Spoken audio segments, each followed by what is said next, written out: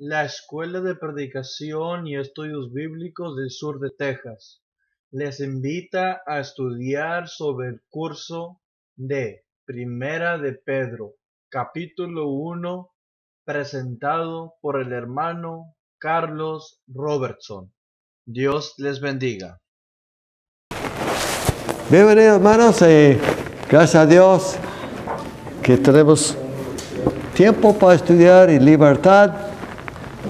Hoy salió en las noticias de China que capturaron 3 hermanas y un hermano de la iglesia y los metieron en la cárcel por varios años por haber copiado y repartido literatura bíblica en China.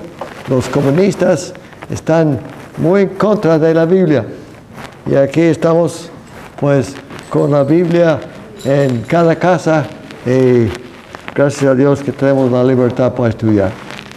Bueno, vamos a empezar con una oración, hermanos. Vamos a orar. Padre Celestial, gracias que nos ha bendecido. Te alabamos, Padre, por ser bueno con nosotros.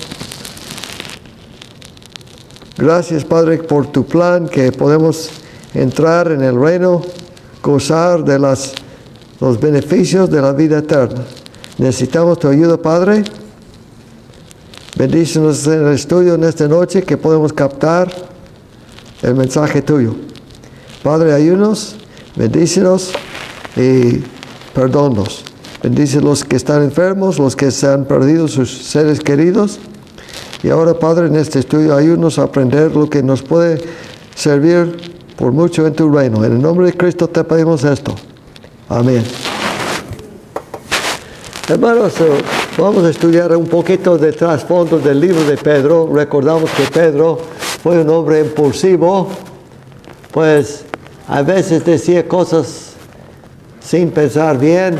Cuando Cristo decía en Mateo 16 que tenía que morir y ser resucitado, Pedro lo llevó a un lado y lo regañó. Era impulsivo ahí. Y después recordamos en Juan 18 días, cuando venían a capturar a Jesús, Pedro sacó una espada y cortó la oreja del sumo sacerdote, más bien del siervo del sumo sacerdote. Y se ve que él era uno que estaba impulsivo, pero también era abnegado. Fíjese en Marcos 1:18, Pedro abandonó el barco, su negocio, y siguió a Cristo. Abandonó mucho dinero, mucha ganancia. También tenía visión espiritual, porque cuando en Juan capítulo 6 muchas gentes retiraron de seguir a Cristo, muchas gentes oyeron la enseñanza de Cristo sobre comer su carne y beber su sangre. Dijeron que eso es una enseñanza dura y no querían aceptarlo y se fueron. Y Cristo preguntó a los 12, ¿y ustedes también me van a dejar? Y Pedro dice, Señor, ¿a quién iremos? Tú tienes las palabras de vida eterna. Entonces, Pedro sí tenía esa visión espiritual. Él estaba fijando. Pero también recordamos que era cobarde cuando negó a Cristo 3 veces, aún delante de una muchacha que le preguntó, ¿tú eres uno de esos discípulos? Y negó. Bueno, quería escapar la muerte quizá. Pero después de Pentecostés, después del bautismo del Espíritu, que sucedió en Hechos 8, más bien Hechos 2, Pedro se convirtió en otro hombre. Se convirtió en una piedra, o sea, una persona firme. Ya no es la arena que se mueve por acá, por allá, sino es una piedra. Como Cristo ya había dicho, que tú eres Pedro. Cuando Pedro confesó, de eso vamos a ver más tarde, Cristo dijo, sobre este roca edificaré mi iglesia. A ver, ¿qué nos lee Juan capítulo 1, versículo 42? Juan 1, 42. Y le trajo a Jesús, y mirándole Jesús dijo, tú eres Simón, hijo de Jonás, tú eres llamado Cefas, que quiere decir piedra. Muy bien. Serás llamado Cefas, que quiere decir Pedro, y Pedro quiere decir piedra, una piedra. Ok, entonces Cristo ya cambió el nombre el primer día que lo encontró a ese hombre. Pedro también, después del bautismo del Espíritu Santo, era un hombre valeroso, inconmovible, no tenía miedo. Cuando en Hechos 4, después de haber sanado un paralítico y lo querían pues amenazar, que no predicara más en nombre de Cristo, Pedro dijo, hay que obedecer a Dios que a los hombres.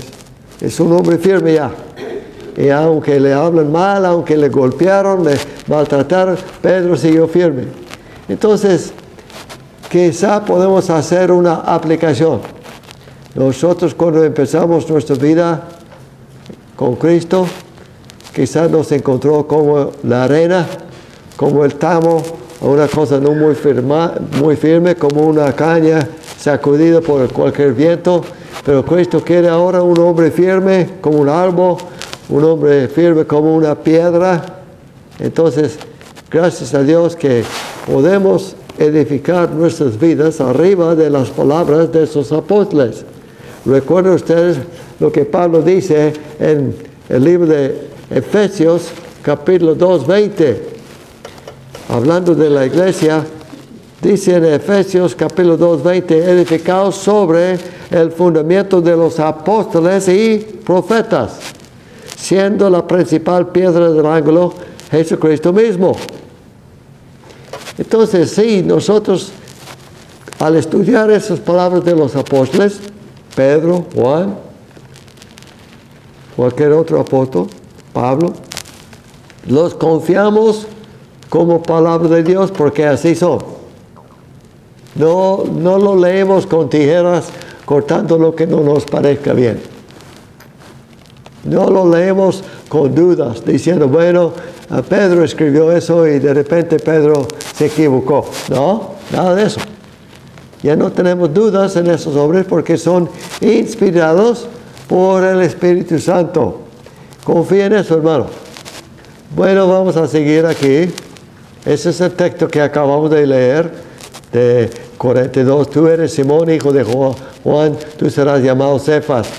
Pero mira,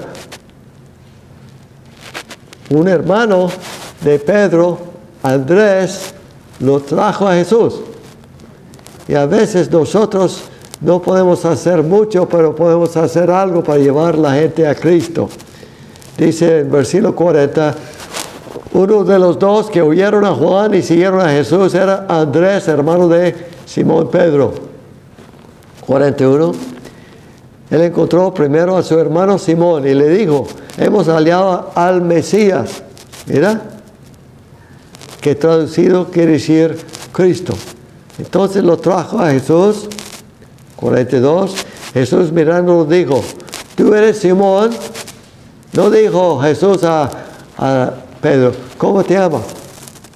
Digo, tú eres Simón, hijo de Juan o hijo de Jonás, algunas versiones dicen. Tú serás llamado Cefas, que quiere decir Pedro. Entonces, Cristo le puso nombre, apodo, al primer día que lo encontró. Ahora vamos a ver uno de los primeros encuentros de Jesús con ese apóstol Pedro. Cristo estuvo en la barca de Pedro predicando. Y después de predicar a la gente, dice que Lucas capítulo 5, versículo 4, al terminar de hablar dijo a Simón, a ver, ¿quién nos lea por favor? Al terminar de hablar dijo a Simón, sal a la parte más profunda y echen sus redes para pescar. Simón le contestó, maestro, hemos estado trabajando toda la noche y no hemos pescado nada, pero porque tú lo pides, a tu palabra echaré las redes. Pedro, al trabajar toda la noche, sabía que si no había pesca de noche, menos de día. Pero, como quiera obedeció al Señor, a ver que nos lea 6 y 7. Cuando lo hicieron, encerraron una gran cantidad de peces, de modo que sus redes se rompían. Entonces hicieron señas a sus compañeros que estaban en la otra barca para que vinieran a ayudarlos. Y vinieron y llenaron ambas barcas de tal manera que se hundían. Bien. Aquí podemos ver la idea de algún artista que lo dibujó con cantidad de peces. ¡Qué alegría! ¡Qué gozo de pescar tantos peces!, ¿no? Pero fíjense lo que dice el versículo 8. A ver, que nos lea. Al ver esto, Simón Pedro cayó a los pies de Jesús, diciendo: apártate de mí, Señor, pues soy hombre pecador. Bueno, si el barco está lleno de pescado, ¿dónde se cayó? Encima de los pescados, supongo, pero está confesando que él es un pecador. Se siente que Cristo es superior. Se siente que Cristo está en control, que él podía decir que dónde pescar y pescaron tanto. Aquí encontramos uno de los primeros eventos de Pedro con Jesús. Ahora va a seguir a Cristo y Cristo lo va a hacer un pescador. Dice, después de traer las barcas a tierra, dejándolo todo, siguieron a Jesús. Dejó mucho negocio, una gran cantidad de pescados y ahora va a dejarlos. Aquí está otra ocasión, lo que acabamos de ver, cuando las gentes querían apartarse de Jesús. Como resultado de esto, muchos de sus discípulos se apartaron y ya no andaban con él. Es la misma cosa hoy. Algunos leen y estudian la Biblia un poquito. No sé si han visto eso. Gente se animan para estudiar la Biblia, pero después se pone poco difícil, se desaniman y dejan. Ya no andan con Cristo. Y Jesús dijo, entonces Jesús dijo a los 12 discípulos, ¿acaso también ustedes quieren irse? Mira la contestación de Pedro. Hay 12 apóstoles ahí, pero Pedro siempre es el que se mete para hablar, ¿no? Simón Pedro le respondió, Señor, ¿a quién iremos? Tú tienes palabras de vida eterna. Y nosotros hemos creído y sabemos que tú eres el Santo de Dios. Aquí vemos una confesión buena. Pedro sabe con quién anda. Pedro está contento quedar con Jesús aunque pocos lo siguen. Usted en esta vida va a tener que seguir a Cristo aunque pocos lo siguen. Es cierto que poca gente se ve en la importancia. La mayoría no ven ninguna importancia de seguir a Cristo. Es más importante para ellos ganar dinero, cuidar sus casas, cuidar sus carros. Y en fin, no hay tiempo para Dios. Pero Cristo preguntó a los apóstoles una vez, ¿quién dicen los hombres que yo soy? Bueno, algunos dicen que tú eres Juan el Bautista, o Jeremías, o uno de los profetas. Y Cristo dice en el libro de Mateo 16, 15, ¿y ustedes? ¿Quién dicen que yo soy, o soy yo? Les preguntó Jesús. Simón Pedro respondió, a ver, ¿qué dijo? Tú eres el Cristo, el Hijo de Dios viviente, o sea, el Mesías. La palabra Cristo ya lo vimos en Salmo 2. Salmo 2, que hablaba del ungido. Y eso es el ungido, el Mesías, el Cristo. Entonces, 17 dice, Jesús le dijo, bienaventurado eres Simón, hijo de Jonás, porque esto no te lo reveló carne y sangre, sino mi Padre que está en los cielos. Aquí vamos a ver que Cristo está hablando al corazón de él. Y vemos en el 18 lo que Cristo promete a Pedro. Lo promete aquí a tener, pues, las llaves del reino. Alguien llegaron aquí temprano para abrir. Uno puede llegar sin llaves y de nada sirve llegar temprano si no trae llaves para abrir la puerta. Bueno, el reino de Dios iba a ser abierta al mundo. Y Pedro tuvo el privilegio, como prometió Cristo aquí en Mateo 16. Yo también te digo que tú eres Pedro, recuerda, roca. Y sobre esta roca, pero aquí usó otra palabra. Pedro es roca, pero usó otra palabra. Tenemos nuestros amigos que dicen que Pedro fue el primer papa de la iglesia. Pero la iglesia no está edificada sobre Pedro, sino sobre Jesucristo y todos los apóstoles, todas sus enseñanzas. Aquí vamos a ver, Cristo dice, tú eres Pedro y sobre esta roca. ¿Qué roca? Lo que Pedro acaba de confesar. Tú eres el Cristo, el Mesías, el Hijo de Dios. Si Jesús no es el Mesías, la iglesia jamás hubiera crecido, jamás hubiera empezado. Si Cristo quedó muerto en la tumba, la iglesia no hubiera empezado. Pero no quedó en la tumba, salió de la tumba Cristo. Y aquí dice, las puertas de Hades no prevalecerán contra ella. O sea, Cristo no fue detenido en el Hades, porque Cristo fue resucitado al tercer día. Como decía Salmo 16:10, no dejarás mi alma en el Seol, ni permitirás que tu santo vea la corrupción. Entonces, 3 días en la tumba no era suficiente para que el cuerpo viera la corrupción. Y sigue diciendo el versículo 19. A ver, que nos lea, por favor. Yo te daré las llaves del reino de los cielos, y lo que haces en la tierra será atado en los cielos, y lo que desates en la tierra será desatado en los cielos. Muy bien. Pedro va a tener llaves del cielo. Lo que Pedro ata en la tierra será atado en el cielo. Quiere decir, la enseñanza de Pedro se considera como si venía de frente de Dios. Pero no solamente a Pedro, porque en el libro de Mateo 18, Cristo hablando a los 12, les dice la misma cosa. Muchos no se fijan bien que no solo a Pedro se le dijo, lo que tú atas en la tierra será atado en el cielo, sino aquí a los 12. Dice, en verdad les digo que todo lo que ustedes atan en la tierra será atado en el cielo, y todo lo que desaten en la tierra será desatado en el cielo. A los apóstoles, y no solamente a Pedro, se les dio esa oportunidad de enseñar palabra de Dios, palabra del cielo.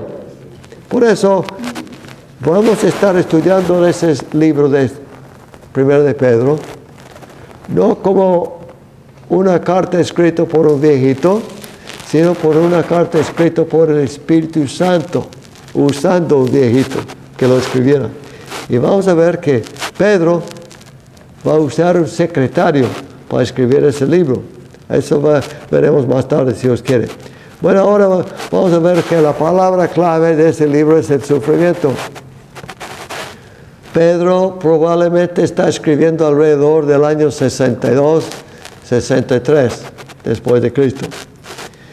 Nerón fue el rey de Roma del 54 a 68 y es bajo el gobierno de Nerón que Pedro fue crucificado y muerto. Es bajo el gobierno de Nerón que el apóstol Pablo fue decapitado, fue muerto.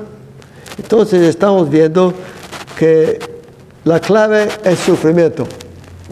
Los cristianos, muchos de ellos están viendo a sus familiares llevados a la arena, echados a los leones. Otros les están quitando sus casas. Hay mucho sufrimiento en ese entonces. Eso fue la gran tribulación. En aquellos primeros años de la iglesia sucedió la gran tribulación. Muchos tratan de pintar la gran tribulación como futuro nuestro, pero ya sucedió, ya pasó en esos días. También el tema central es la victoria sobre el sufrimiento, como fue ejemplificada en la vida de Cristo. Varias veces en este libro va a mencionar el sufrimiento de Cristo. Pedro se recordó, lo vio personalmente. Ahora ya llegamos al primer versículo de 1 Pedro. Pedro no tenía que defender su apostolado como el apóstol Pablo.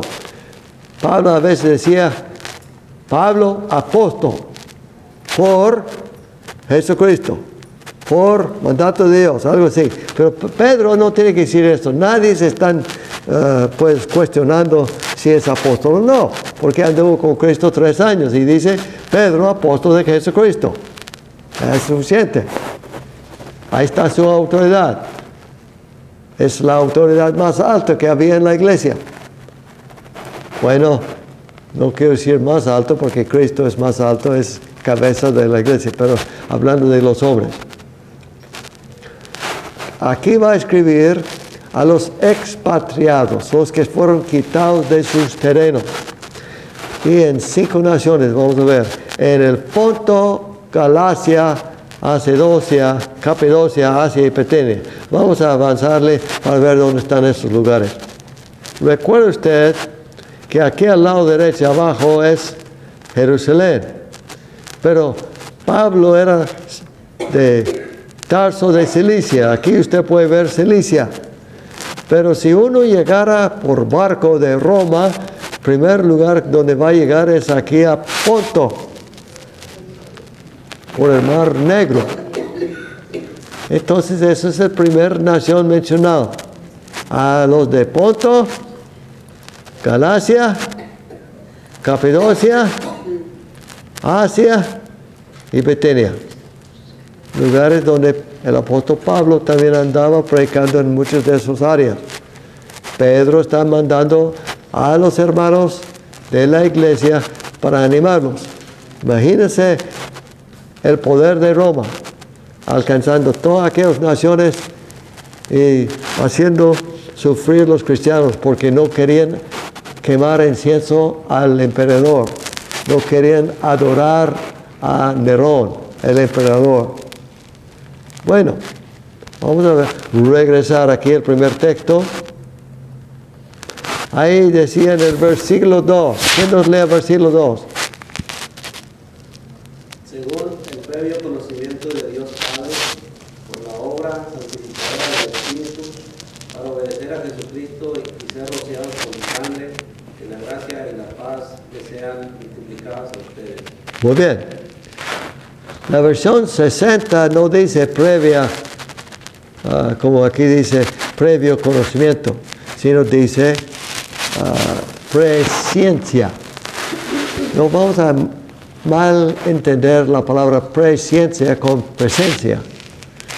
No está hablando de estar en la presencia del Señor, sino el previo conocimiento, el conocimiento que Dios tuvo antemano, de que iba a hablar y amar a esas gentes, que iba a salvar al ser humano a través de su Hijo.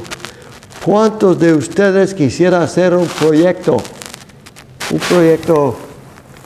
que le gusta, sabiendo que al terminar el proyecto su hijo va a morir porque usted hizo ese proyecto? Yo creo que nadie, ni vamos a empezar ese proyecto. Pero Dios, antes que hiciera el mundo, sabía que el hombre iba a pecar y iba a necesitar con quien lo rescatara de su propio pecado. Gracias a Dios por su amor, por su bondad, por su gracia, que tuvo tanto amor que estuvo dispuesto a dejar que su Hijo muriera por nosotros. Hermanos, eso, la mente del ser humano tiene dificultad de captar ese amor. Tenemos que apreciar el amor de Cristo. Aquí entonces, en ese versículo 2, vamos a ver, analizando, dice, de la previa conocimiento de Dios Padre, por la obra santificadora del Espíritu y para obedecer a Jesucristo y ser rociado con sangre. Aquí tenemos Dios el Padre, el Espíritu Santo y Jesucristo, lo que los hombres han llamado Trinidad. En realidad, la palabra Trinidad no se encuentra en la Biblia. Pero la idea que de Dios el Padre, el Espíritu Santo y Cristo siendo Dios, sí. Y aquí es un versículo 2, que incluye a esas 3 personas. Hay varios versículos que así habla de Dios, de Cristo, del Espíritu Santo en el mismo versículo o mismo contexto. Pero aquí vamos a ver, Dios está obrando, el Espíritu Santo está obrando y el Cristo está obrando y el ser humano tiene que obedecer para obrar. O sea, para obedecer a Jesucristo y ser rociados con la sangre. Recuerden ustedes, en el Antiguo Testamento, los sacerdotes tomaron la sangre y rociaron con esa sangre al altar. Bueno, eso fue representando la purificación del ser humano que trajo ese sacrificio. En ese caso, somos rociados con la sangre de Cristo, según este versículo, cuando obedecemos. La versión 60 dice, para obedecer y ser rociados con la sangre de Jesucristo. O ser redimidos, comprados por un precio. Pedro nunca se olvida de la sangre preciosa de Cristo. Y termina el versículo 2, que la gracia y la paz les sean multiplicadas a ustedes. Bueno, usted sabe que si va a añadir bendiciones, está bueno. Pero si va a multiplicar, está mejor todavía. Porque multiplicar aumenta rápido. Entonces estamos viendo que en el versículo 3 va a hablar del gozo. Va a hablar del gozo y esperanza. Usted sabe, cuando uno está pasando una prueba, quizá viendo a sus hijos muertos, sus padres muertos, a las manos de hombres malos, necesita algo de gozo y esperanza.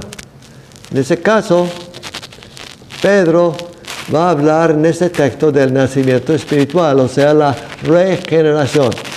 En el versículo 3 va a mencionar nacer de nuevo. Vamos a leer aquí ese texto. Bendito sea el Dios y Padre de nuestro Señor Jesucristo, que según su gran misericordia nos ha hecho renacer de nuevo a una esperanza viva, mediante la resurrección de Jesucristo de entre los muertos. Usted ve aquí el nuevo nacimiento que menciona aquí, nacer de nuevo. Nos hace recordar Juan capítulo 3, Cristo hablando con Nicodemo en versículo 3, el que no nace del Espíritu o de nuevo no puede ver el reino de Dios. Más abajo en el 5, el que no nace de nuevo no puede entrar en el reino de Dios. Entonces, aquí está hablando de ese nacimiento espiritual, una regeneración, una transformación de la vida. Gracias a Dios que Dios tiene un plan para cambiar al pecador de malo a bueno. Pero todo eso es por medio de la resurrección de Cristo. Si Cristo hubiera quedado en la tumba, no habría ninguna esperanza nuestra. No habrá ningún gozo. Pero sí hay gran gozo. Y sigue diciendo el versículo 4, para obtener una herencia incorruptible, inmaculada y que no se marchita, reservado en los cielos para ustedes. Aquí estamos viendo, hermanos, una cosa muy hermosa que en primer lugar es una herencia duradera. Es una herencia que no se va a marchitar. Es una vida pues que queda para siempre. Algunos han heredado casas o carros y con poco tiempo esas casas ya necesitan renovación, necesitan más pintura, el carro también necesita compostura, pero esa herencia que tenemos reservada en el cielo no es así. Es una herencia duradera, es vida eterna. Incorruptible, o sea, no está sujeto a daño. Aquí decía una herencia incorruptible. Ahí pon su mente a pensar, ¿cómo sería llegar a una casa celestial que es incorruptible. Aunque pasa 1000 años, 2000 años, sigue nuevo, sigue como nuevo. No puede destruirse. Incontaminada, o sea, es pura, moralmente es pura. Y aquí dice inmaculada, es limpia, es puro, es bueno. Y es una cosa que no se marchita. Ahí dice, no se marchitará. La mente del ser humano a veces no capta. Leímos, pero pasamos por arriba sin captar bien lo que está diciendo. Quisiera que captara la idea.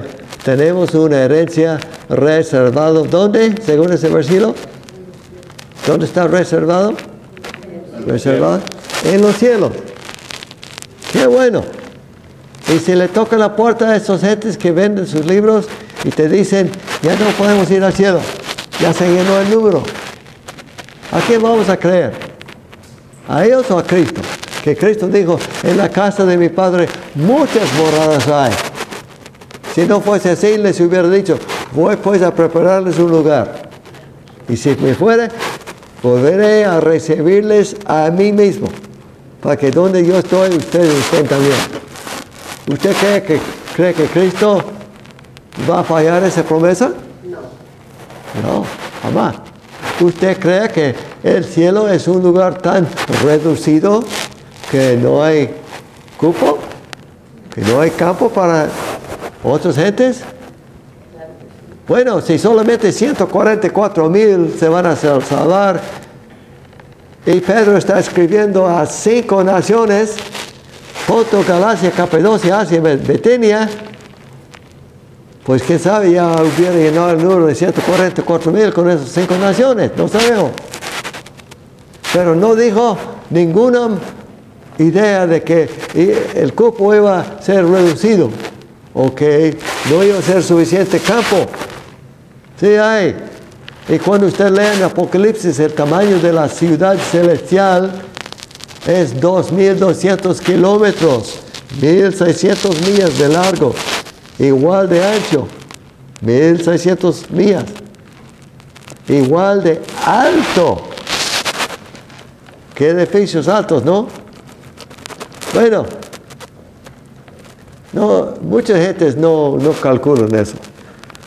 Nosotros quedamos aquí en esa área del sur de Texas, 500 millas del Distrito Federal de México. Pero si viajas exactamente al otro lado, al norte, quedamos 500 kilómetros, más bien 500 millas, 800 kilómetros de Dallas, Texas. Estamos entre Dallas y la capital de México. Pero esos son nomás 1,000 millas, 1,600 kilómetros. Falta otros 600 millas. Imagínense, para que sea el tamaño de esa ciudad. Es grande. Pues no se preocupe, hermanos. Dios no te va a encontrar en la puerta diciendo, ¿sabe qué? Ya se llenó. Nada de eso. Nada. Entonces es una herencia que no se puede perder, pero está reservada en los cielos para ustedes. Queremos ser fieles. Ahora me toca a mí ser fiel. Cristo es fiel. Cristo no falla. Y yo no quiero fallar tampoco. Quiero ser fiel. Entonces vamos a ver la salvación preparada para ser revelada en el último tiempo. Eso vamos a ver en el versículo 5. Fíjense lo que dice 5. Que sois guardados por el poder de Dios mediante la fe. El poder es de Dios. La fe es la nuestra. Dice, para alcanzar la salvación que está preparada para ser manifestada en el tiempo postrero. Ahorita no lo vemos. Ahorita no podemos salir afuera y mirar allá arriba y ver, ya está una mansión y veo mi nombre en la puerta. No puedes ahorita. Porque andamos por fe y no por vista. Pero vamos a poder alcanzar esta salvación que se nos traerá cuando viene Cristo, en su segunda venida. Ahora seguimos en el versículo 6, en lo cual ustedes se regocijan grandemente. Estamos muy contentos, regocijamos de saber que nuestros nombres están escritos en el cielo. No pierdas esperanza. No permite que una persona te engañara que ya se llenó el número. No, nada. Pero sigue diciendo que ustedes se regocijen grandemente, aunque ahora por un poco de tiempo, si es necesario, sean afligidos con diversas pruebas o tentaciones. Los cristianos, como vuelvo a decir, del primer siglo, estaban bajo esa gran tribulación, sufriendo tantas cosas. Dice que Nerón le gustó matar a los cristianos en 1000 formas, pero los tenía fuera de su palacio. A veces los colgaba en estacas y los prendía fuego a los cristianos para que diera luz a su palacio. Imagínense, qué horrible hombre. No captamos las tribulaciones y aflicciones que pasaron esos entes. Ahora vamos a ver el propósito de las pruebas en los que somos salvos. Tenía su propósito. El fuego purifica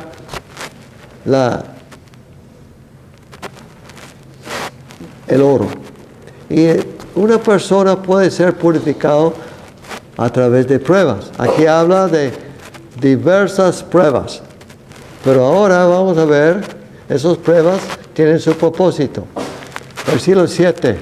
Para que la prueba de la fe de ustedes, más preciosa que el oro que perece, aunque probado por fuego, sea hallada, que resulta en alabanza, gloria y honor en la revelación de Jesucristo.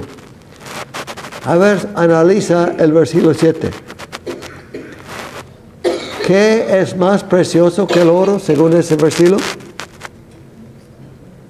La fe. Nuestra fe.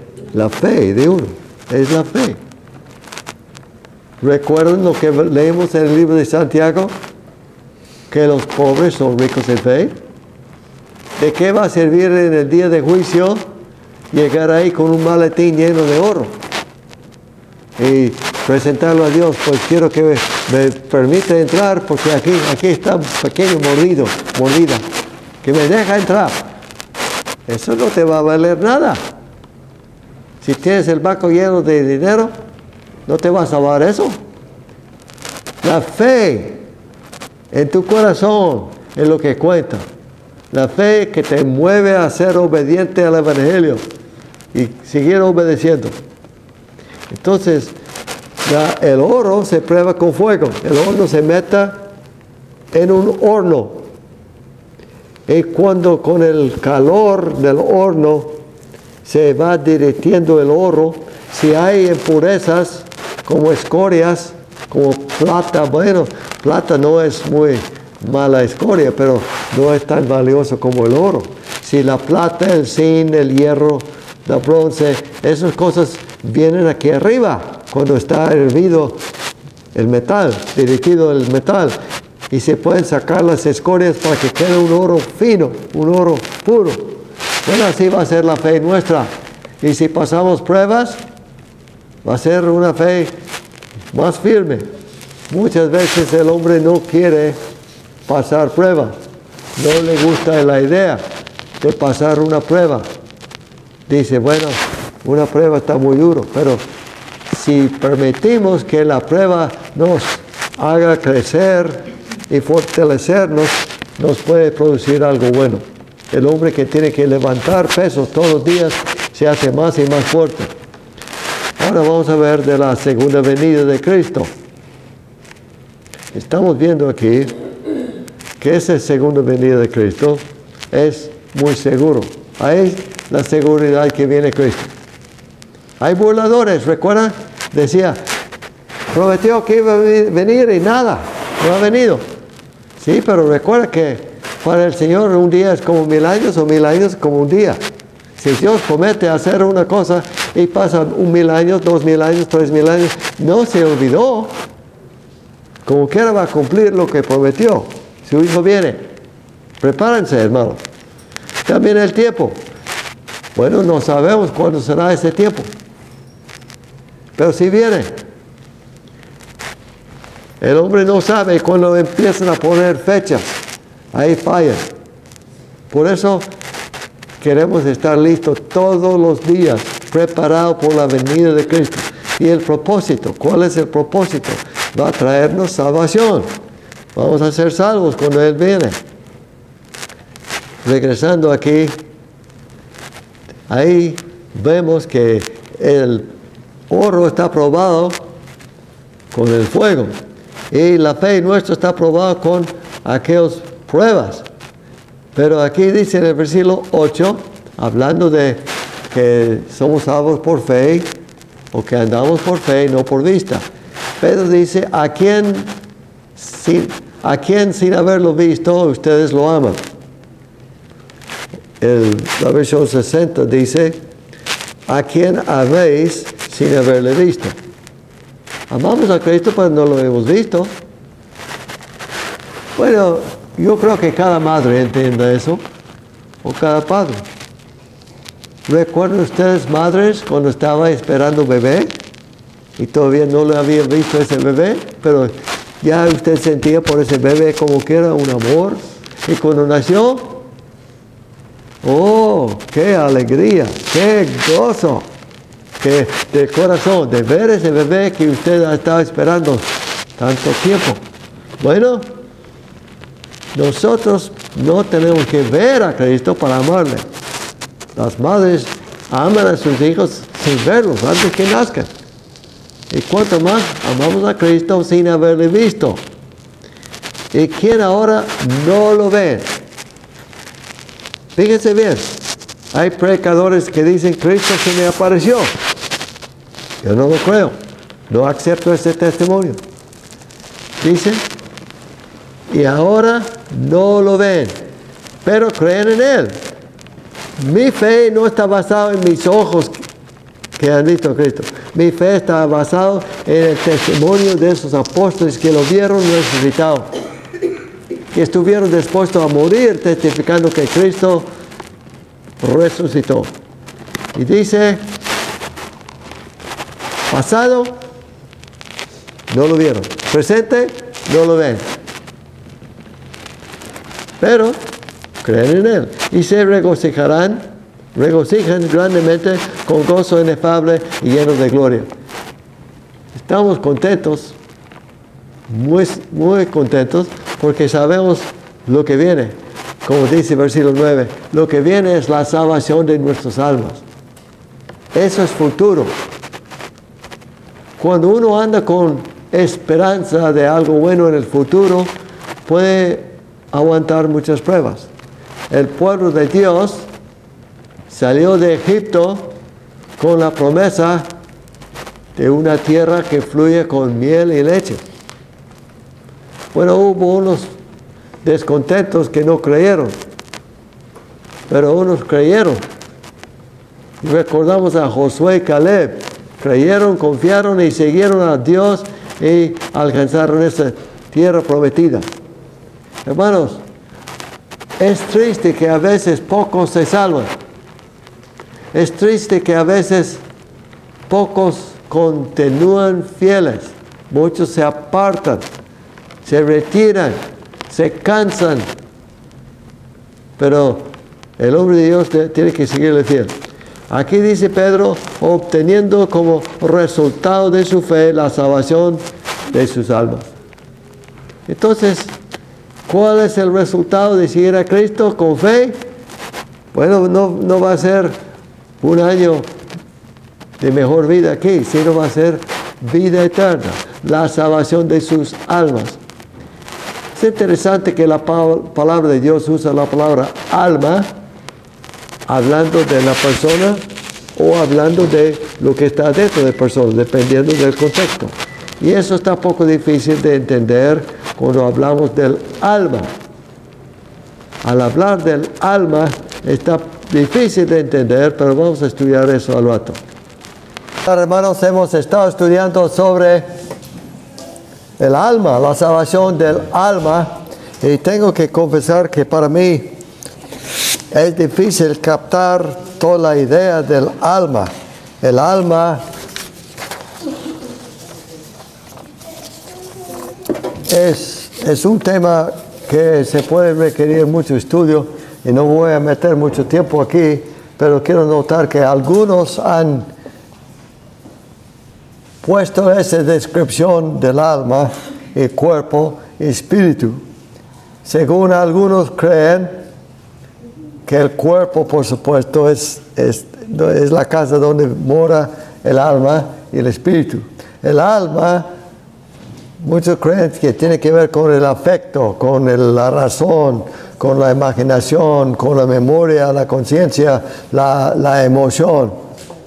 Pero el espíritu tiene que ver con voluntad y se traduce a veces, como decimos, el corazón. Bueno, el Señor nos animaba a amar al Señor con todo nuestro corazón, con toda nuestra mente y con todos nuestros esfuerzos. Ahora, yo no digo que eso es correcto, pero esa es la idea de algunos hombres hoy en día que creen que es la forma del ser humano. Por eso queremos captar que está difícil de entender a veces, pero el hombre es muy distinto que los animales. Eso sí podemos captar esa idea. El hombre no es un animal, no somos descendientes de los animales inferiores, no venimos de los chancos, somos hechos en la imagen de Dios, y a veces habla de Dios que tiene alma, habla de Dios que tiene su espíritu. Entonces estamos viendo que el ser humano es también así. Ahora seguimos con 1 de Pedro, capítulo 1, versículo 10. Vamos a ver la revelación previa de la salvación experimentada por los cristianos. El capítulo 1, versículo 10 es un anuncio de la gracia.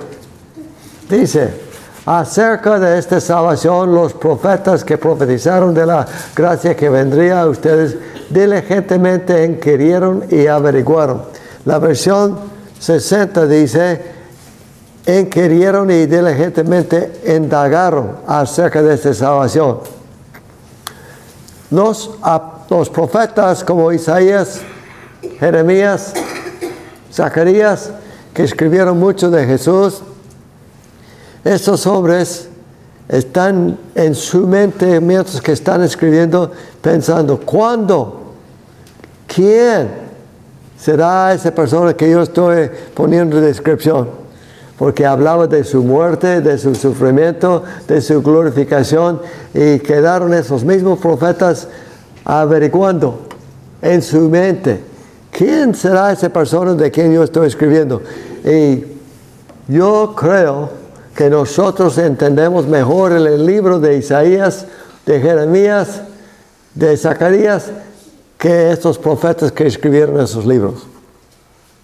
Porque el siguiente versículo 11 dice: procurando saber qué persona o tiempo indicaba el Espíritu de Cristo dentro de ellos. Los profetas sabían que están escribiendo por el Espíritu Santo, pero no sabían quién era ese Cristo. ¿Cuándo vendría? No sabía si vendría en un año, 10 años, 100 años. Por ejemplo, Daniel escribió del Mesías y no vino por otros 500, 600 años. Isaías escribió del Mesías y no vino por otros 700 años. David escribió de él y no vino por otros 1000 años. Entonces ya no pueden saber ellos.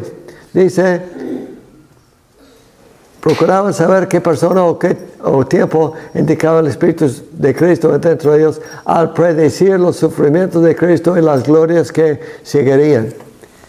Eso me anima a mí a leer más los profetas, a estudiar más los profetas como Jeremías, Isaías, Daniel, Zacarías. hombres que hablaron mucho del Cristo. Entonces, ellos entendieron que estaban escribiendo por el futuro, pero también entendieron que no fue para ellos que estaban escribiendo.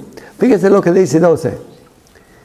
Dice que a ellos les fue revelado que no se servían a sí mismos. O sea, el Espíritu les indicaba a cada profeta: tú estás escribiendo, pero no para ti mismo, no para que capta tú, sino para que otra gente que viene después. Es dudable que entendieron cuántos siglos después. Aquí estamos siglos después leyendo los profetas todavía. Dice, estoy leyendo la mitad del versículo 12, en estas cosas que ahora les han sido anunciadas mediante los que les predicaron el Evangelio. También aquí vemos que le fue revelado a los profetas, pero ellos saben que era para los que venían después de ellos, que predicaron el Evangelio, por el Espíritu Santo enviado del cielo, cosas a las cuales los ángeles anhelan mirar. Es como si los ángeles, viendo de lejos, querían saber más también de lo que estaban escribiendo los profetas. Querían saber más de ese Cristo que venía. Querían saber más de la salvación que había en Cristo que hablaron los apóstoles. No fue revelado a los ángeles, sino a nosotros, por medio de los apóstoles, tenemos el mensaje de salvación. Hermanos, estamos confiando en estos testigos infalibles porque fueron guiados por el Espíritu Santo. Y interesante es eso, que el apóstol Pedro, el apóstol Juan, eran hombres de poca educación. La Biblia los llamaba de vulgo. No estudiaron en las universidades de Jerusalén. Pero lo que escribieron, por ejemplo, lo que escribió Pedro y Juan, lo leímos, lo estudiamos, lo apreciamos y sabemos que no hay nada comparable a la palabra de Dios. Yo tengo sermones predicados por unos hermanos muy buenos. Les escucho 1 o 2 veces y ya me canso, ya no quiero escucharlo más. Pero la Biblia lo leo, lo escucho todos los días y no se hace viejo. Por eso siempre pon su ojo en las Escrituras y pide a Dios que te ayude a entender, porque fue revelado por el Espíritu Santo. Y Dios todavía está obrando en el corazón de sus hijos. Todavía nos puede iluminar, a ayudar, a captar, a entender. Pasen, hermanos. Bienvenidos a cada uno de ustedes.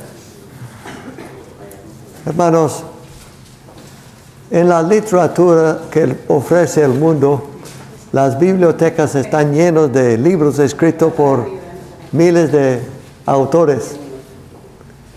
Pero casi siempre los autores tienen bastante educación para escribir un libro. Pero en ese caso, aquí tenemos el escritor Pedro, que no era profesional, no era hombre de gran estudio, era de poco estudio, de vulgo, como decía la Biblia, pero vemos que él era hombre inspirado por el Espíritu Santo. Por eso quedamos bastante impresionados con lo que él escribió. Pedro empezó con muchas fallas, pero terminó siendo muy exitoso, muy capaz por la obra del Espíritu Santo. Y creo que podemos nosotros pensar lo mismo. Nosotros quizá tenemos poca educación, poca capacidad, pero con la ayuda de Dios podemos hacer grandes cosas. No tenemos que quedar atrás, no tenemos que pensar, yo no puedo porque no tengo mucha educación. Bueno, sigue estudiando. El estudio de la Biblia tiene que ser diariamente, porque es una cosa que tenemos que comer la palabra de Dios todos los días. Ahora estamos viendo la conducta de los salvos. Aquí quiero recordarnos que los primeros 12 versículos, Pedro está mostrando cómo llegó la palabra de Cristo a través de los profetas, cómo tenemos fe, esperanza y amor. Y esas tres cosas se menciona en el versículo 3, menciona la esperanza viva. En el versículo 5 menciona la fe, el poder de la fe. Y más abajo en el versículo 8 menciona el amor. Esas tres cosas de suma importancia están basados entonces en la conducta nuestra sobre la esperanza de vida eterna, la fe que tenemos en Cristo y el amor que sentimos por Dios y sus hijos, nuestros hermanos. Entonces, con eso en mente, ahí encontramos aquí a partir del capítulo 1, versículo 13, exhortaciones conectadas con los privilegios del pueblo de Dios. Tenía yo un maestro de la universidad cristiana que decía, con oportunidades vienen responsabilidades. Y no me gustó, porque yo no quería ser responsable. El joven muchas veces no quiere ser muy responsable, quiere hacer lo que le da la gana sin que le piden cuentas. Pero aquí pues, estamos viendo que las exhortaciones están conectadas con los privilegios del pueblo de Dios. Ya vimos en el versículo 13, tenemos que fortalecernos la mente, preparar la mente y poner la esperanza completamente en la gracia. Ahora, ¿quién me cuenta, quién me explica qué es la gracia? ¿Qué es la palabra gracia?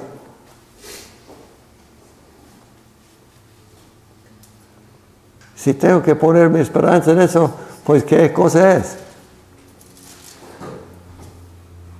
Pues la gracia que hemos adquirido de Él, pero también la gracia es que hallemos gracia delante de los hombres, pero más delante de Dios. Sí, gracia pero... es que Okay. algo gratuito, algo que nos dio una gracia muy gratuito bien. sin ningún costo. Muy bien. Gracia. Sí, es algo sin costo, gratis, sin merecerlo. Entonces, un don regalado al ser humano a través de la muerte de Cristo en la cruz.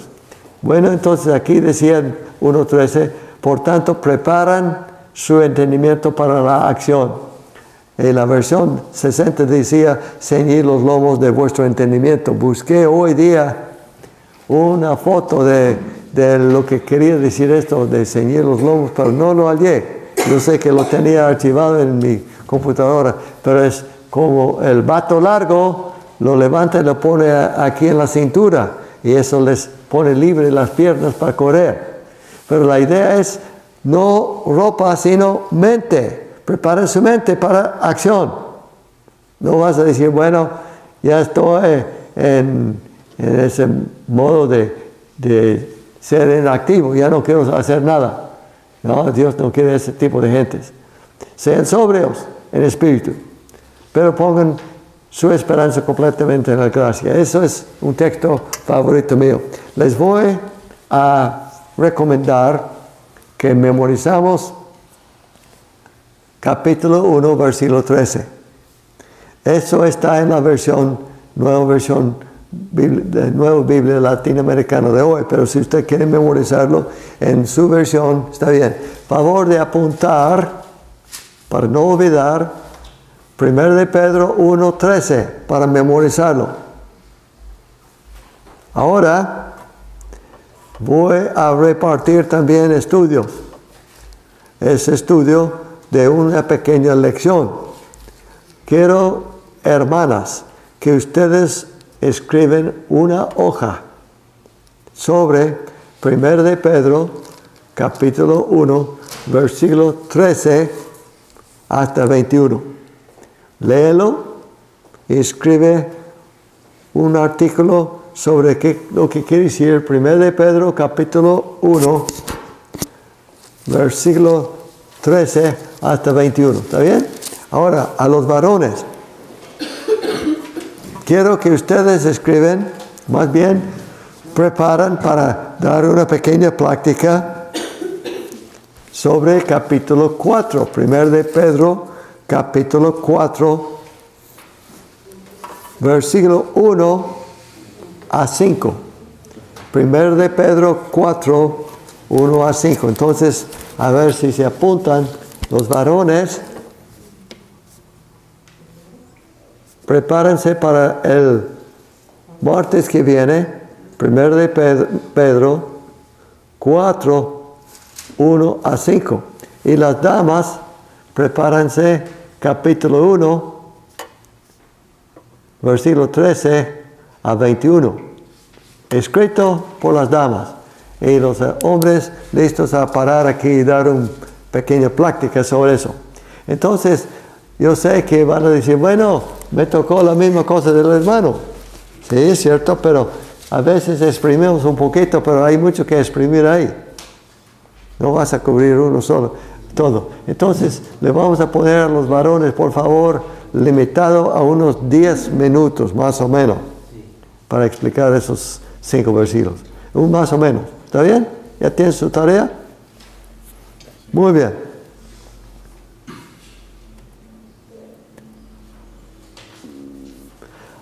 Ahora nosotros queremos vivir conscientemente en santidad.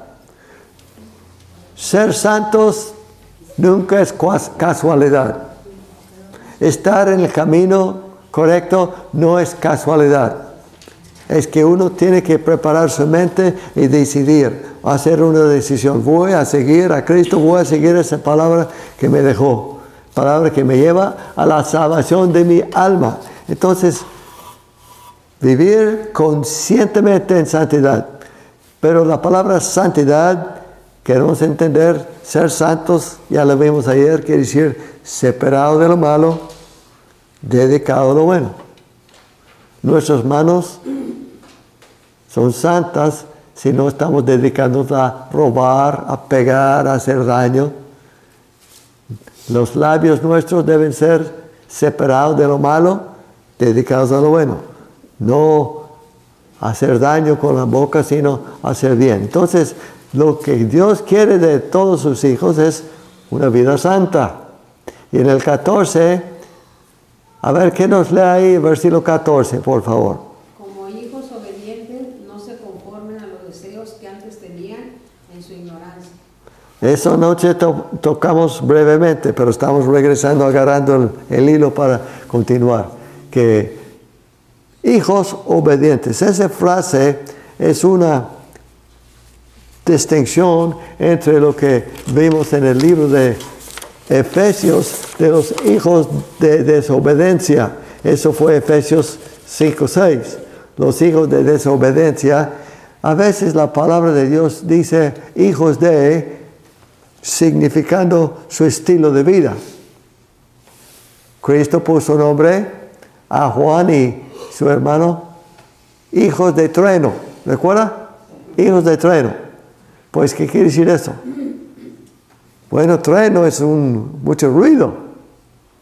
Y esos hombres eran ruidosos, supongo, eran pues fuertes en su carácter, porque recordamos que en una ocasión Cristo iba a entrar en Samaria de paso y los samaritanos no lo querían recibir muy bien. Y Juan dice, Señor, ¿quiere que mandemos fuego del cielo para quemarlos? Como Elías. Eso es el hijo de trueno. Ese es un hombre enérgico, fuerte. Vamos a quemarlos vivos y matarlos si no te aceptan. Pero más tarde el mismo hombre tuvo una transformación tan grande que él es el que Cristo usó para escribir más sobre el amor que cualquier otro apóstol que se vio. Juan escribió sobre amor. Ya dejó de ser hombre hijo de trueno, llegó a ser hijo obediente, hijo de amor. Entonces, continuamos aquí. Como hijos obedientes no se conformen a los deseos que antes tenían en su ignorancia. Andar en la ignorancia nos lleva a hacer muchos errores. Una vez vi una señora lavando su comida en aguas negras. Imagínense.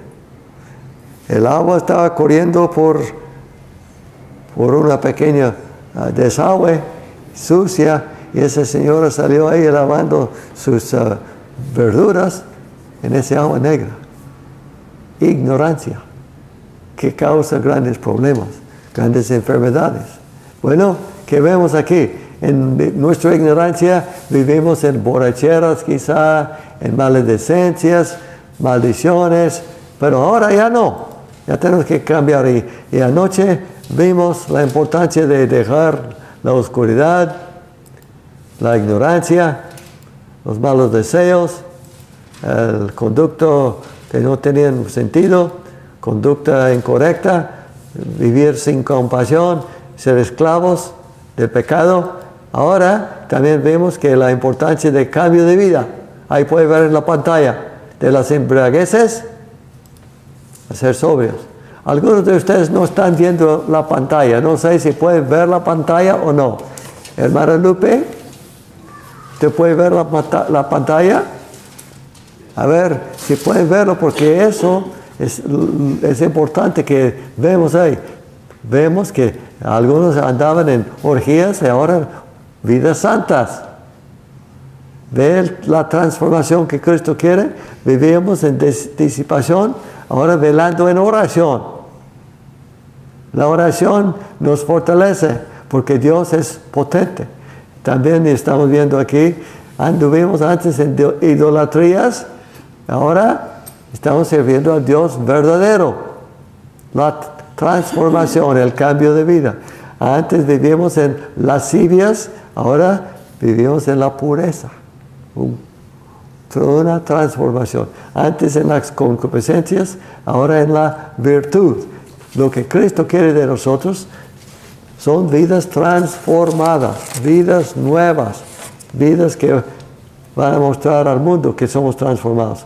Ahora vamos a ver aquí en 1 de Pedro 1:15, llamados a una vida santa. La palabra iglesia, ¿quién me puede decir qué quiere decir la palabra iglesia? Llamados de afuera. Somos llamados fuera del mundo para seguir a Cristo. Está como si usted ve un joven pasando ahí en la calle con unos malvantes y usted grita, ¡oh, ven para acá! Y usted llama a su nombre. Y él viene y tú le dices, cuidado con esos compañeros malos, no te juntes con ellos. Quédate aquí un rato para que ellos sigan. Bueno, tú estás llamándole fuera de ese grupo de malvantes para que él no siguiera con ellos. Bueno, Dios nos llamó fuera del mundo. Pero ahora dice en el versículo 15, sino que así como aquel que os llamó es santo, o sea, Dios es santo, así también sean ustedes santos en toda su manera de vivir. En el trabajo, en la escuela, en la calle, en la tienda, donde quiera que uno va, que sea santo. ¿Por qué? Bueno, nos va a dar el por qué. Porque escrito está, sean santos porque yo soy santo. Ahí citó Levítico 11:44. El judío tenía que tener cuidado de lo que comiera. Si me acuerdo bien, ese contexto es de que no debía comer animales inmundas, no debía comer sangre. Bueno, en ese caso tenía que separar de las costumbres malas del mundo. Y nosotros también tenemos que separar de las costumbres malas del mundo. No pertenecer a su forma de vivir y comportarnos. Ahora seguimos el versículo 17. A ver qué nos lea aquí ese texto. Y se invocan como Padre a aquel que imparcialmente juzga según la obra de cada uno, condúzcanse con temor, es decir, reverencia, durante el tiempo de su peregrinación. Ahora vamos a empezar con esa idea al revés. La palabra peregrinación, somos peregrinos. Somos gentes que no pertenecemos aquí. Somos gentes de paso. Ahora, pero ¿cómo debemos pasar ese tiempo de nuestra peregrinación según ese texto? En temor todo el tiempo. Con temor, todo el tiempo. No temor de vez en cuando. Temor a Dios, reverencia a Dios, reverencia a su palabra, respeto. Hay los que no les importa qué dice la Biblia, no lo quieren leer, no lo quieren saber, pero el cristiano está estudiando todos los días. Ahora vamos a ver otra vez, analiza el texto. Si invocan como Padre a aquel que imparcialmente juzga según la obra de cada uno. Bueno, ese es el Dios vivo que invocamos. Oraciones a Él, oramos a Él, pero Él juzga no conforme la educación de uno, no conforme la cantidad de dinero que tiene el banco, no conforme el color de tu piel, no conforme la raza de que vienes, sino Él juzga imparcialmente. Vimos el otro día en Santiago capítulo 2 que aquellos hermanos no juzgaron imparcialmente. Entraba un rico y le dieron el mejor asiento. Entraba un rico y ni le dieron un asiento. Le hicieron parar por allá o sentar al suelo. Ellos trataron al pobre parcialmente, no imparcialmente. Pero Dios no es así. No vamos a pensar, bueno, ¿quién soy yo para que Dios me acepte a mí? Yo no tengo educación. Bueno, eso no importa con Dios. Lo que importa con Dios es tu conducta, tu obediencia. Eso es lo que vale a la vista de Dios. Porque ahí habla que Dios juzga según la obra de cada uno. Entonces, la obra tuya yo no voy a ser juzgado por la obra tuya, a menos que yo siga mal ejemplo. Pero la obra mía es lo que me va a juzgar el día postrero. Otra cosa sacamos de eso, que no vamos a ser juzgados por dinero pagados por nuestra salvación. Si yo no hago nada para obedecer a Dios y me muero así, ¿pueden venir mis hijos y comprar mi salvación después? A ver, analiza. Si yo no hago nada para obedecer a Dios, después que me muero, mis hijos o mi esposa me pueden pagar dinero para salvar mi vida. En ninguna manera. Porque aquí dice que Dios va a juzgar según la obra de cada uno. Es parecido ese texto a 2 Corintios 5, versículo 10. Es casi la misma idea. 2 Corintios 5, 10. A ver qué nos lee ese texto. 2 Corintios capítulo 5. No está en la pantalla. Dice, porque es necesario que todos nosotros compadezcamos ante el tribunal de Cristo para que cada uno reciba según lo que haya hecho mientras estaba en el cuerpo, sea bueno o sea malo. Muy bien. Mientras que estaba en el cuerpo. Entonces quiere decir que el día que me muero ya no estoy en el cuerpo. Y mis hijos no pueden pagar dinero y sacarme del castigo. Esa es una doctrina falsa que no está basada en la Biblia. Pero seguimos aquí en ese 1 de Pedro capítulo 1. Ahí vamos a ver a partir de 18 la motivación para la vida piadosa. ¿Cuál es la motivación? Usted sabe, cuando hay motivación, hay buena conducta. El otro día estaba enseñándonos en el tele de esos bumblebees, no sé cómo se llama, son abejas grandes, negros, como avispas. Pero tenía esos avispas en una jaula donde no puedes escapar. Pero tenía unas pelotas y si la avispa movía la pelota adentro de un cierto círculo, ahí le daba de comer.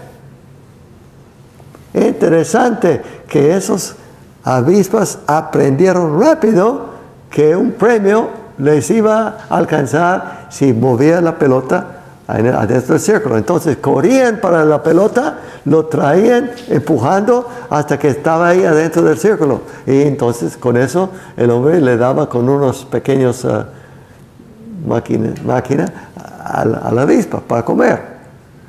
Bueno, yo quedé pensando, el hombre puede entrenar hasta insectos, animales, como decía Santiago. Pero imagínense, ¿cuál es la motivación nuestra? Bueno, en primer lugar, hemos sido redimidos. ¿Recuerdan quién los redimió? ¿Quién les pagó el rescate? Aquí dice Pedro en 1 de Pedro 1:18. A ver, favor de leer eso. 1:18, alguien. Sabiendo que fuisteis rescatados de vuestra vana manera de vivir, la cual recibisteis de vuestros padres, no con cosas corruptibles como oro o plata. Muy bien.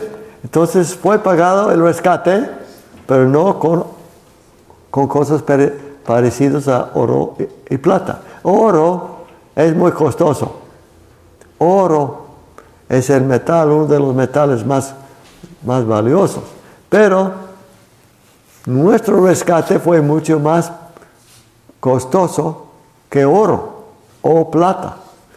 Y no fuimos redimidos de la vana manera de vivir heredado de los padres. Hay los que tratan de sacar de ese texto el pecado original. No creo que está diciendo eso. Hemos aprendido de nuestros papás malas costumbres, malas palabras, malas actitudes, malas acciones. Y ahora Cristo vino a rescatarnos de eso. ¿Ok? Vamos a leer el versículo 19. ¿Quién no puede leer 19? Sino con la sangre preciosa de Cristo como de un cordero sin mancha y sin contaminación.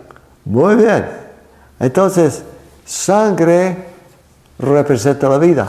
Dios no permitió a su pueblo a comer sangre, porque representaba la vida del animal. En ese caso, nosotros somos comprados con sangre que es la vida. Cristo no donó una pinta de sangre para salvarnos, sino todo. Derramó toda su sangre y murió. Le costó la vida. Nos contaron de una muchacha que estaba gravemente enferma y muriendo con una enfermedad muy fuerte. Y entonces buscaron quien tuviera sangre para donar a ella y hallaron una sangre que era compatible, que era su hermanito. Entonces le explicaron al hermanito, pues ¿sabe qué? Queremos que tú donas sangre y te va a salvar la vida de tu hermana. ¿Está bien contigo? Sí, está bien. Digo, estoy de acuerdo. Muy bien. Empezaron a sacar sangre del muchacho chiquito para donarla a su hermana y el niño está ahí acostado viendo la sangre salir de sus venas y dice, ¿cuándo voy a morir? Él había malentendido. Él había entendido que él iba a dar su sangre para salvar su vida de su hermana. Pero como quiera estaba dispuesto a hacerlo. ¿Qué tal, no? Eso sí fue amor. Entonces tuvieron que explicarle de nuevo. No, tú no vas a morir. Tú estás donando más un poquito de sangre para donarla a tu hermana. Pero Cristo sabía que iba a morir. No iba a ser donación de una pinta de sangre, sino todo. Entonces, somos rescatados con sangre preciosa. Aquí es una palabra que le gusta a Pedro bastante. Pedro siempre le gusta la palabra preciosa. La usa varias veces. Y entonces aquí vamos a ver como un cordero sin tacha y sin mancha la sangre de Cristo. A eso nos hace recordar en Éxodo. ¿Sí, hermano? ¿Eduardo? Sí, me hizo recordar ahorita, hablando de la sangre de Cristo, Dios le ha dado inteligencia al hombre, sabiduría. Van hasta allá a la luna, regresan. Pero lo interesante de este pasaje es que la sangre preciosa de Cristo nos limpia de nuestros pecados. Pero lo importante que veo aquí, hermanos, es que Dios le ha dado sabiduría al hombre, pero nunca, hermanos, ha podido multiplicar o o que ellos puedan hacer sangre, que, No. que puedan tener esa sabiduría que Dios le da al hombre, no la pueden. No. Y eso es lo interesante que veo yo, que la sangre de Cristo es genuina, o sea, no la pueden hacer, no hay nada que puedan hacer con ella, solo tiene que ser donada a través de una persona. Y eso es lo que veo interesante yo, que esa sangre solamente Cristo pudo hacer eso. Todavía el hombre, si quiere sangre, tiene que recibir donación, donativo, porque no se puede fabricar la sangre, ¿cierto? Ahora, aquí estamos viendo como un cordero. Nos hace recordar Éxodo capítulo 12. En la noche que el pueblo de Dios iba a escapar de la esclavitud, estando ahí por siglos en Egipto, recuerda que Dios les dice, sepárense una oveja o una cabra sin defecto. Fíjense esa frase, sin defecto. Tenía que ser perfecto. No cojitos, no ciego, no enfermo. Y matarlo. Y poner la sangre ahí en los postes de la puerta. Y eso fue la salvación del pueblo de Dios en aquel entonces. Éxodo capítulo 12, versículo 5. Pero ahora nosotros tenemos un cordero mucho mejor que un animal. El Hijo de Dios, sin pecado. Ahora seguimos aquí en el versículo 20. Hablando de Jesús, porque Él estaba preparado desde antes de la fundación del mundo, pero se ha manifestado en estos últimos tiempos por amor a ustedes. Ahí vemos el propósito, el por qué que Cristo estuvo dispuesto a venir y morir por amor a nosotros. ¿Cómo podremos comprender el amor de Cristo? Pablo habla de tratar de comprender el amor de Cristo, que está tan ancho, tan profundo, tan largo, tan alto, que la mente del hombre batalla para comprender ese amor. No es un amor parcial. No es un amor como un hombre decía a su esposa, más bien a su novia. Él estaba escribiéndole una carta y le dice, eso fue tiempo antes del teléfono, voy a tu casa el sábado. Nos veremos el sábado si no llueve. Si caía lluvia, él no iba a poder llegar a su casa por malos caminos o algo así. Bueno, él estaba diciendo, te quiero mucho, pero hay hasta el límite de cómo voy a llegar. Pero en ese caso, Cristo no decía, les amo, pero con reservaciones, que no voy a morir por ustedes. Al contrario, desde antes de la fundación del mundo, Cristo estaba preparado. Quiere decir que Dios ya sabía que su Hijo iba a morir. Cristo ya sabía, estando en forma de Dios allá en el cielo. Pero se ha manifestado en esos últimos tiempos, o sea, en el fin de los tiempos. La Biblia menciona el tiempo de Cristo hasta el fin del mundo como la última época. Ya no va a haber otras épocas. Cuando Cristo viene, es el fin de la vida aquí en la tierra. Y vamos a esperar nuevos cielos y nueva tierra donde mora justicia. Pero gracias a Dios podemos esperar grandes cosas en Cristo.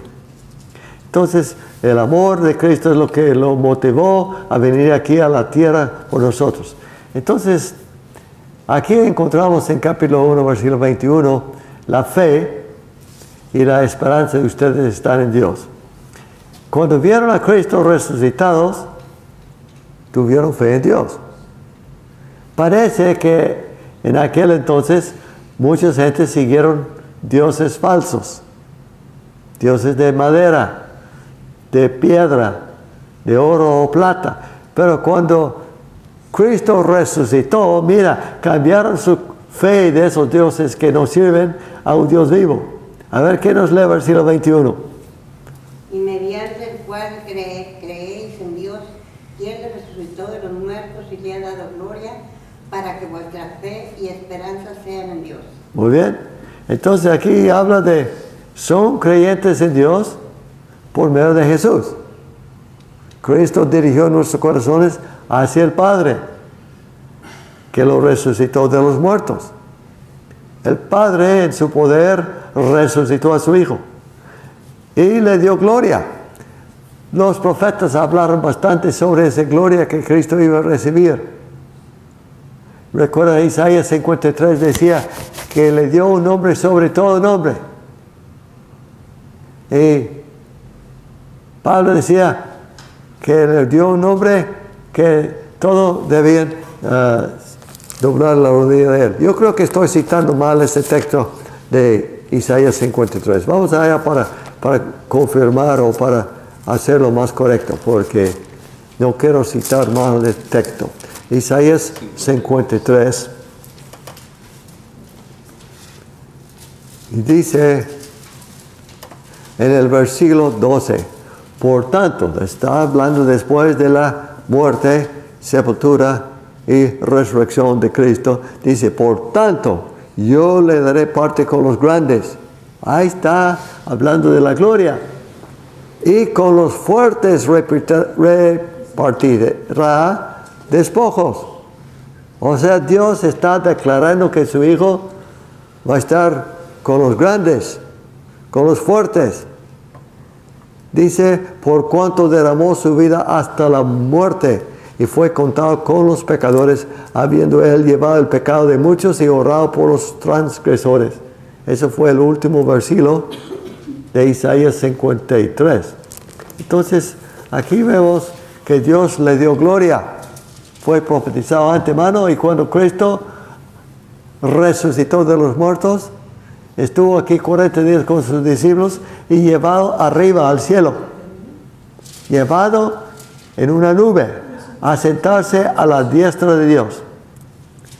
Ahora, de la manera que la fe y esperanza de ustedes sean en Dios. Tenemos más fe en Dios porque Cristo resucitó. ¿Sí, hermana Fina? ¿Puedo leer el 52:13? Sí. Dice, he aquí mi siervo será prosperado, será engrandecido y exaltado, y será puesto muy en alto. Ok, gracias, hermana.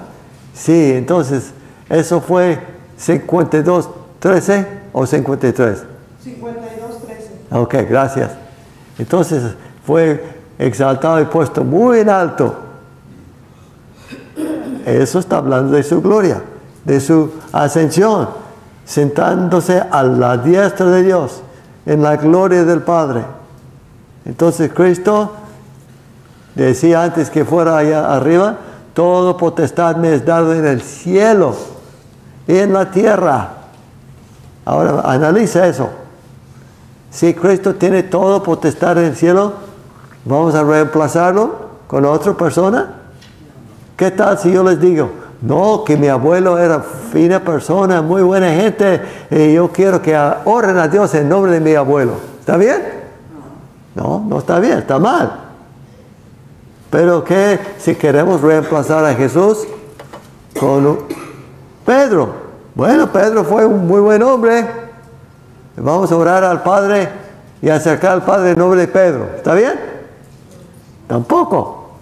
Pedro no está exaltando a sí mismo, ni en el nombre de María, ni un ángel. Debemos acercarnos a Dios, porque Dios le exaltó a su Hijo a lo sumo. Le dio autoridad sobre todo en el cielo y en la tierra. Bueno, gloria a Dios que tenemos un Cristo tan poderoso. Ahora seguimos aquí en el versículo 22. Ese es el texto que quiero notar con ustedes, la palabra amor entrañable. Aquí, puesto que en obediencia a la verdad ustedes han purificado sus almas, paramos. Muchos dicen que la salvación, tú no puedes hacer nada. No puedes hacer nada para salvarte a ti mismo, que Cristo hizo todo. Pero aquí dice, en la obediencia a la verdad ustedes han purificado sus almas. Entonces, Pedro va a declarar al fin de capítulo 1,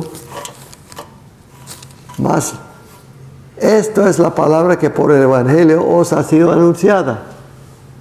Pedro, al fin del libro, también va a declarar, miren lo que dice al fin de capítulo 5.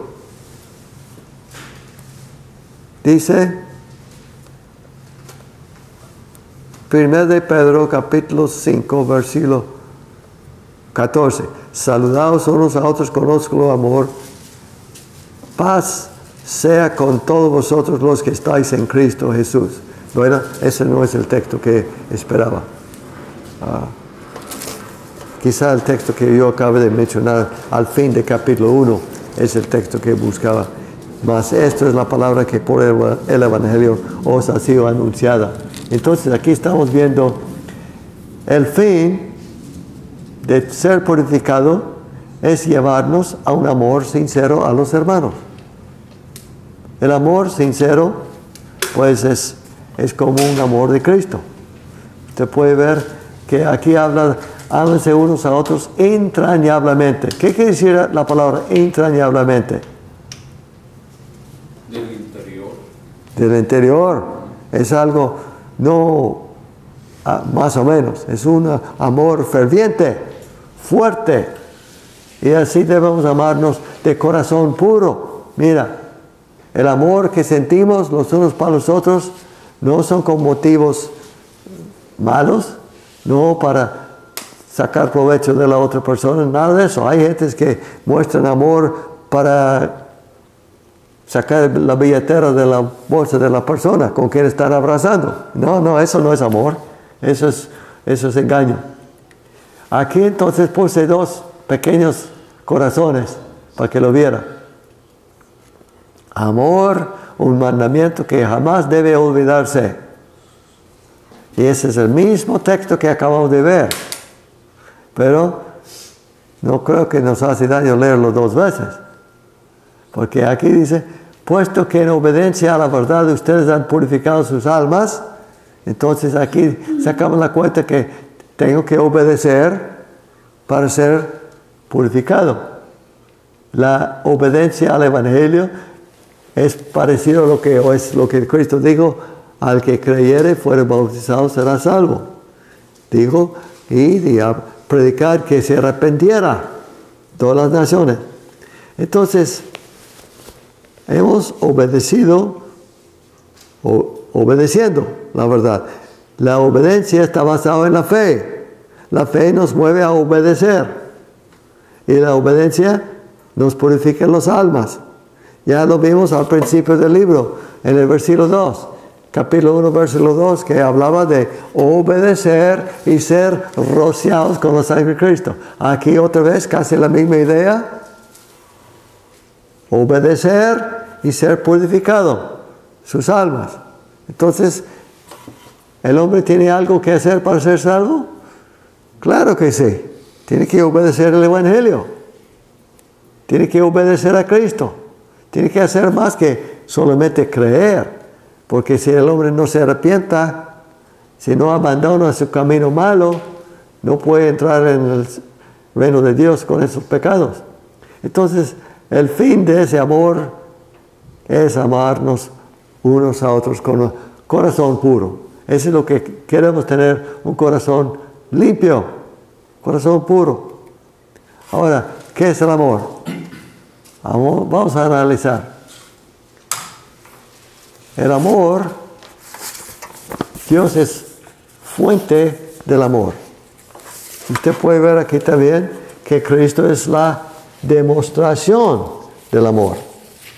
En realidad, ¿cómo pudo haber enseñado al ser humano el amor mejor que enviar a su único hijo? Eso fue la mejor manera de enseñarnos el amor. También el buen servicio es expresión de amor. Y eso nos hace pensar del amor entre la pareja. Yo jugando digo a mi esposa, cuando a veces estoy lavando trastes y ella me dice, ¿tú me quieres? Y yo le digo, ¿por qué me preguntas cuando estoy lavando trastes si te quiero o no? Le estoy mostrando. ¿Verdad? Eso es bueno, pero para otras gentes a veces no es solamente servicio, sino son palabras. No vamos a hacer como aquel hombre que estaba casado por 20 años y su esposa le dice, ¿tú me quieres? ¿Tú me amas? Y él le dijo, yo te dije el día que nos casamos que yo te quiero y si cambio de opinión yo te aviso. Bueno, pero eso no está correcto, eso no es la forma. Siempre debemos expresar el amor, decir yo te quiero, yo te amo, pero mostrarlo también con buen servicio. Y el último punto aquí, el amor cubre multitud de pecados. El amor no va descubriendo los errores de otros. A veces uno se da cuenta de errores de otros, pero en vez de desparramarlos a los cuatro vientos, vamos a hacer al otro lo que quisiéramos que nos hiciera a nosotros. O sea, nosotros queremos que nadie pues desparramara nuestros errores. Tampoco no vamos a hacerlo para otros. Vamos a cuidar lo que hablamos. Vamos a entender. Entonces, cuando el amor disminuye, la crítica aumenta. ¿Está bien ese dicho o está mal? Eso no es un texto bíblico. Cuando el amor disminuye, la crítica aumenta. ¿Está bien o está mal? Cuando el amor disminuye, la crítica aumenta. Está bien, ¿verdad? Porque así es. Cuando uno vive en comunión con Jesús y Dios, va a ser lleno de amor. El amor de Dios es potente. El amor de Dios es parecido a un imán. Cuando yo era niño, a mí me gustaba jugar con imanes, bastante. Tenía una vez un cuchillo, una navaja, y lo pasé arriba de ese imán bastantes veces, hasta que la hoja de la navaja agarró una fuerza del imán y podía usar ese mismo cuchillo para levantar un alfiler, porque había estado tocando el imán y agarró algo de la fuerza del imán. Bueno, nosotros, si estamos tocando el Padre, si estamos rozando con el Hijo, si estamos compañerismo con Dios el Padre, vamos a estar llenos de amor.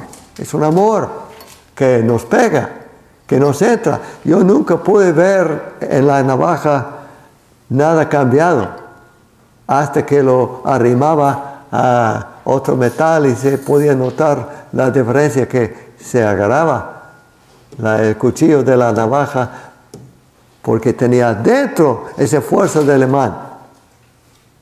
Mucha fuerza. Bueno, entonces aquí vamos a seguir, aquí en versículo 23. Somos nacidos mediante la palabra de Dios. Usted sabe que la palabra de Dios es potente. La palabra de Dios transforma vidas. Pero muchas veces el hombre no oye la palabra de Dios, no quiere arrimarse a la palabra de Dios. Hay gentes que viven sus vidas deprimidos, pero no abren la ventana, no abren las cortinas en la mañana, no abren la puerta para que entre la luz, no prenden la luz y quedan todo el día deprimidos en la oscuridad. Dicen los doctores, si una persona está deprimida, debe prender la luz, abrir las ventanas para que la luz penetre y la luz te anima.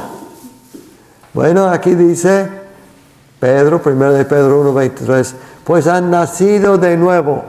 Eso es lo que vimos en Juan 3 y 5, nacimiento de nuevo. Han nacido de nuevo, no de simiente corruptible,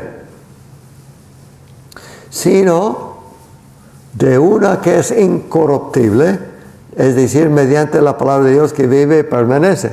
Entonces esa palabra vive, esa palabra permanece. Y si usted lo permite entrar en su corazón, en su mente, le va a hacer nacer de nuevo.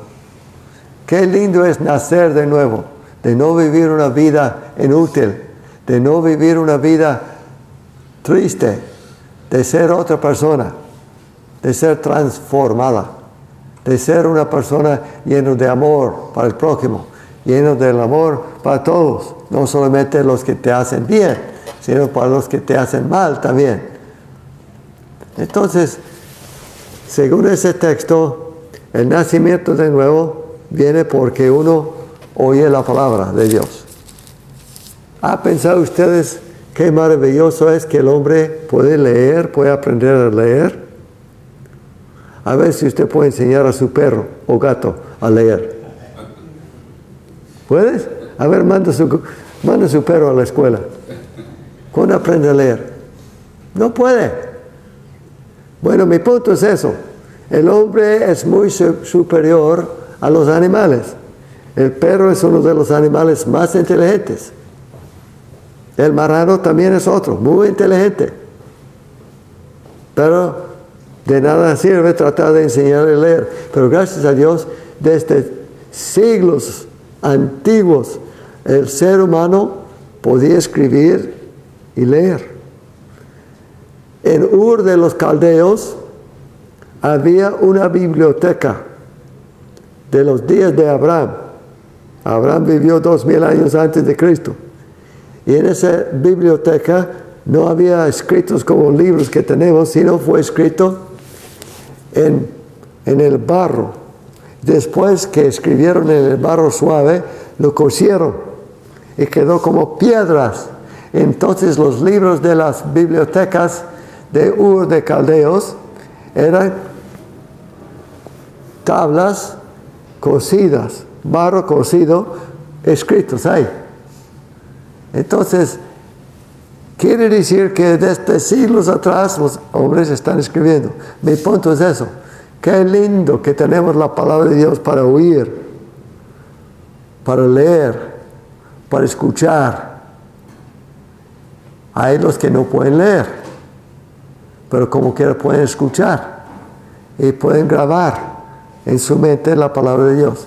Es muy importante que dejemos que esa palabra penetra, que esa palabra nos cambia. Entonces vemos que sí somos hijos del mismo Padre, por eso tenemos amor los unos con los otros.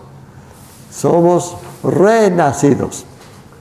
Entonces tenemos que mostrar ese amor los unos con los otros. Y sigue diciendo el versículo 24.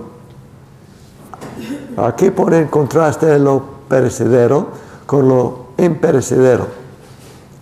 Porque toda carne es como la hierba. ¿Cómo es la hierba? Bonito, verde. Y pasa en la máquina de cortar zacate, se seca, se marchita. Así es el hombre. El hombre fuerte, en pocos años se marchita. En pocos años no tiene fuerza. La carne es como la hierba. Toda su gloria es como la flor de la hierba.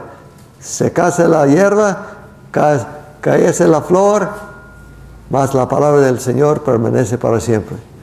Y esta es la palabra que por el Evangelio os ha sido predicada. Gracias a Dios, hermanos, que tenemos esa linda palabra para transformarnos, para ayudarnos.